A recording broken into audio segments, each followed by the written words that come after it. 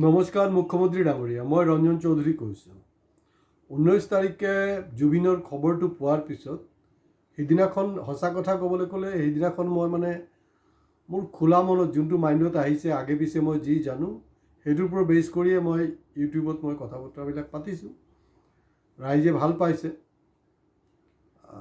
জুবিনৰ লগত মোৰ সম্পৰ্ক সেই 19 তাৰিখৰ পৰা যদি কোনোবাই চাইছে, যদি আপুনিও চাইছে আপুনিও গম পাব যে মোৰ সম্পৰ্কটো কি। দ্বিতীয় কথাটো হ'ল যে 19 তাৰিখৰ পিছৰ পৰা তাৰমানে 20, 21, 22, 23 মই যে ধাৰাবাহিকভাৱে এপিছ'ডবিলাক কৰি আছোঁ, এইবিলাক সঁচা কথা ক'বলৈ গ'লে মই কৰা নাই। জুবিনক মই সপোনত দেখি আছোঁ, ডেইলি সপোনত দেখোঁ। তো তেওঁৰ লগত যোনটো আলোচনা হয় জুবিনৰ লগত, সেই আলোচনা বা কি হৈছে এই যে অকল মগজুত এইটোৱে সোমাই আছে। তো সেইমতে মই ডেইলি ইউটিউবত কথা বতৰাবিলাক পাতি আছোঁ। হয়, শুনিছোঁ এতিয়া কোনোবাই নাকি FIR কৰিলে উল্টা তাকে ভৰাই দিয়ে, বহুত ইউটিউবাৰক বেন কৰিছে কিবা কিবি। তো মইতো এই চব জানেই আপুনি, মোৰ এইটো পুৰণা বেমাৰ, মই এই চবটো কেয়াৰ নকৰোঁ। আৰু জুবিনৰ ভাষাত ক'বলৈ গ'লে কি হয়, ঘণ্টা কেয়াৰ, ঘণ্টা এই চবটো আছে আৰু নক'ব আৰু।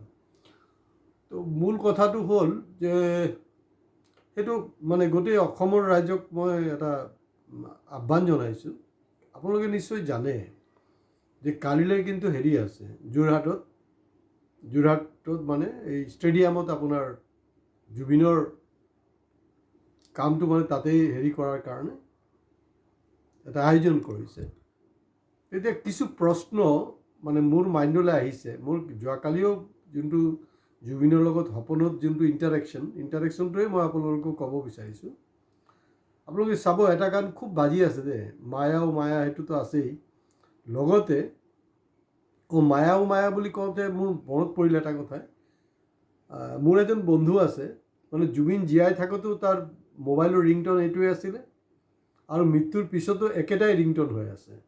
কিন্তু মোৰ আৰু একজন বন্ধু আছে, তেওঁ জুবিনৰ ভক্ত, কিন্তু তেওঁৰ ৰিংটন তেতিয়াও আছিলে মই এক যাযাবৰ, আৰু এতিয়াও দেখোন মই এক যাযাবৰে হৈ আছে, এইটো চেঞ্জ হোৱা নাই। তো গতিকে মই তেখেতকো প্ৰশ্ন সুধিব বিচাৰিছোঁ, এইটো কি ধৰণৰ অনুৰাগী। আৰু অনুৰাগীৰ ওপৰতো ঢেৰ এপিছ'ড কৰিছোঁ। তো কালি যে অনুষ্ঠানলৈ কিছু বস্তু সেইটোৱে মনলৈ আহিছে। প্ৰথম কথাটো হ'ল এই যে বন্ধু, যোনটো গানটো আছে, বন্ধু কমৰেড। তেখেত কৈছিলে নহয়, কমৰেড বুলি এটা শব্দ কৈছিলে। আপুনিতো কমিউনিজম, ছ'চিয়েলিজম সেইবিলাক নামানে, আৰু কেতিয়াবা কংগ্ৰেছত থাকোঁতে আপুনি কৈছিলে, সেইবিলাক নোকোৱা নহয় একেবাৰে। তো তেওঁৰ যি নেৰেটিভছবিলাক আছে, তেওঁ কাক ভাল পাইছিলে? তেওঁ কিন্তু তৰুণ গগৈক ভাল বা হিমন্ত বিশ্ব শৰ্মা ভাল তেনেকৈ কোৱা নাই। তেওঁ কিন্তু কেতিয়াও কোৱা নাই মই কংগ্ৰেছক ভাল পাওঁ না বিজেপিক ভাল পাওঁ। বিজেপি সম্পৰ্কে এটাই কৈছিলে, এইটো বটলা পাৰ্টি, বিজেপিক ভোট দিব নালাগে। অৱশ্যে ইয়াৰ গুঞ্জটো অলৰেডি BTC ইলেকশ্যনত আপোনালোকে চবেই গম পায়।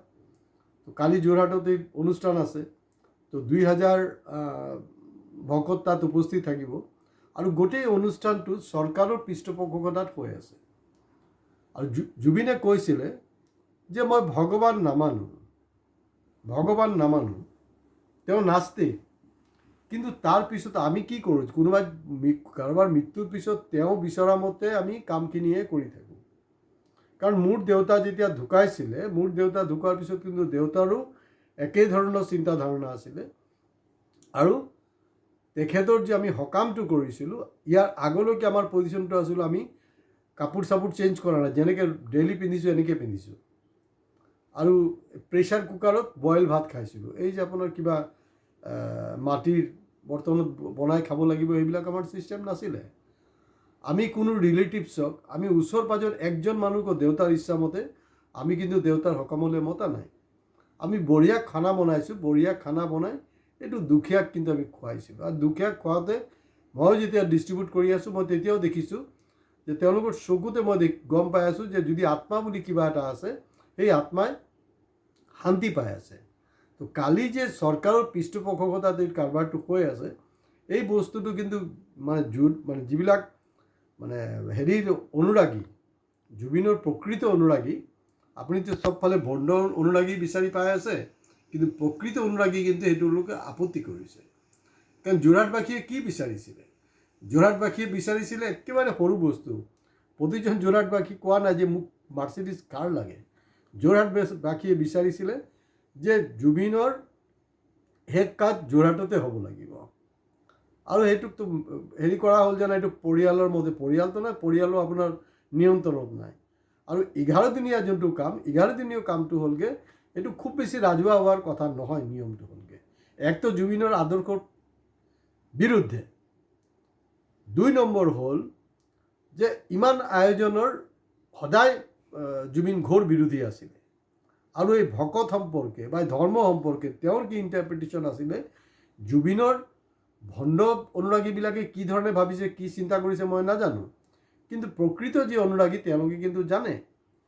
তেওঁ কাৰ কথা কৈছিলে, তেওঁ কৈছে চে গৈবৰাৰ কথা কৈছিলে। তো গতিকে যদি সঁচাকৈ আপোনালোকে জুবিনৰ মানে ভক্ত হয়, জুবিনৰ অনুৰাগী হয়, তেতিয়াহ'লে চে গৈবৰা কোন, কিয় চে গৈবৰাক তেখেতক আদৰ্শ বুলি কৈছিলে, এই কথা বতৰাবিলাক কিন্তু মই ব্যাখ্যা কৰিবলৈ দৰকাৰ নাই। আপোনালোকে গুগলত গৈ চাৰ্চ কৰিলে পাই যাব এই কথা বতৰা, কাৰণ এনেই উৰি থকাৰতো কোনো যুক্তি নাই। যোৰহাটবাসীয়ে কি বিচাৰিছিলে যে কমপক্ষেও যে জুবিনৰ শৱদেহটো একবাৰ ইয়াত আনি দেখুৱাবলৈ, শেষ শ্ৰদ্ধাঞ্জলি দিবলৈ ৰাজি আছিলে তেওঁলোকে। সেইটো আপোনালোকে কৰিব নিদিলে, আপুনি জিদি। কাৰণ আমাৰ লগতো চাইনাৰ ভাল এতিয়া সম্পৰ্ক। কাৰণ লাডাখৰ যোনটো ঘটনা হৈছে অতদিনে আপোনালোকে নেৰেটিভ টানি আছিলে।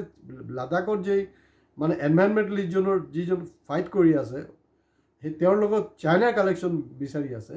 এতিয়া নতুনকৈ এটা নেৰেটিভছ আপোনালোকে ওলাইছে যে পাকিস্তানৰ কানেকশ্যন আছে। মানে অদ্ভুত নেৰেটিভছ আপোনালোকে ভণ্ড অনুৰাগী বিচাৰি পায়, আপোনালোকে নেৰেটিভ সলনি কৰি দিয়ে। কেইমাহৰ ভিতৰতে অত বছৰে আপোনালোকে চাইনিজ কানেকশ্যন পাই আছিলে, এতিয়া পাই গ'ল পাকিস্তানী কানেকশ্যন। গতিকে মই মোৰ কিছু বন্ধুকো সুধিছোঁ যে কালি ব'লা যোৰহাটলৈ যাওঁ, আচৰিত খাই গ'ল। বোলে কি হ'ল, বোলে দাদা আপুনি এনেকৈ কৈছে, মানে চাব লাগিব নহয়, ভণ্ডখিনিক চাব লাগিব, আৰু যিবিলাক প্ৰকৃত অনুৰাগী সেইবিলাককো চাব লাগিব যে আচলতে তাত হৈছেনো কি। জুবিনৰ পৰিয়ালৰ ইমানটো সামৰ্থ্য আছে যে তেওঁৰ একেবাৰে ঘনিষ্ঠ যিবিলাক আত্মীয় তেওঁলোকক মাতি সৰুকৈ এটা অনুষ্ঠান পাতি তাতে নিয়ম চিয়ম কৰিব পাৰিলে হয়। ষ্টেডিয়ামত হৈছে মানে এইটোও কিন্তু আৰু এটা ৱৰ্ল্ড ৰেকৰ্ড দেই। মহাত্মা গান্ধীৰ মৃত্যুৰ পিছতো কিন্তু কোনো ষ্টেডিয়ামত কিন্তু এই ধৰণৰ অনুষ্ঠান হোৱা নাই। তো গতিকে এইবিলাক কি কৰি আছে আপোনালোকে অমৃতকালত, কিবা এটা লাগিছে। তো এইখিনিতে জুবিনৰ লগত যেতিয়া মোৰ ইণ্টাৰেকশ্যন হৈছে, তেতিয়া মই এইটোও দেখি আছোঁ, মই ভাবি আছিলোঁ যে হয়তো পাপনে চাগে এনেকুৱা এটা গান গাব, কাৰণ পাপনৰ দেউতাই, পাপন অৱশ্যে বহুত দেৰিকৈ ক'লে জুবিনক মই চিনি পোৱা নাছিলোঁ। আৰে ভাই কেলে চিনি পোৱা নাই? শিল্পীয়ে যদি শিল্পীক চিনি নাপায়, ভণ্ড অনুৰাগীয়ে শিল্পীক চিনি নাপাবও পাৰে, কিন্তু একজন শিল্পীয়ে যদি আন একজন শিল্পীক চিনি নাপায় তো তেতিয়াহ'লে কি হ'ল ঘণ্টাৰ শিল্পী। তো খগেন মহন্তৰ গানটো এনেকুৱা আছিলে যে মা আমি শদিয়ালে যাম। আগত মই সেইটোলৈ নাযাওঁ, তো গতিকে আমাৰ যোনটো হেৰি ডেছক্ৰিপশ্যনত সেই বস্তুটো দিম যে একচুৱেলি তাত ব্যাখ্যাটো আমি কি আগবঢ়াব কৈছোঁ। তো গতিকে আমাৰ ডেছক্ৰিপশ্যনটো চাবলৈ চেষ্টা কৰিব, টাইটেলটো নিশ্চয় চাব, ডেছক্ৰিপশ্যনো চাব। আৰু এতিয়া নতুনকৈ এটা ঢৌ ওলাইছে যে তাৰমানে এই গোটেইখিনি আমি চাম কালি। আৰু যোৰহাটৰ ভালেমান মানুহে কৈছে যে যোৰহাট মানে যিবিলাক সঁচাকৈ যোৰহাটবাসী, সঁচা অৰ্থত যিবিলাকে মানে জুবিনৰ অনুৰাগী, তেওঁলোকে কিন্তু বেয়া পাই আছে, তেওঁলোক যথেষ্ট খঙত আছে কিন্তু।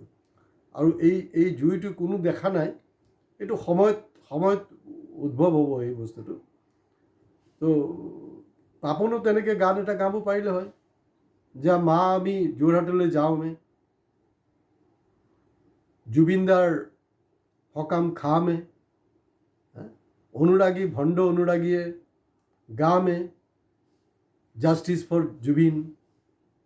তো এতিয়া জাষ্টিছ ফৰ জুবিন এই নতুন যে কাৰবাৰটো, এইটোক তাকো হাইজেক কৰি দিব শেহতীয়াকৈ এই আমাৰ আছুৱে বৰ্তাই সমুদ জ্বলে।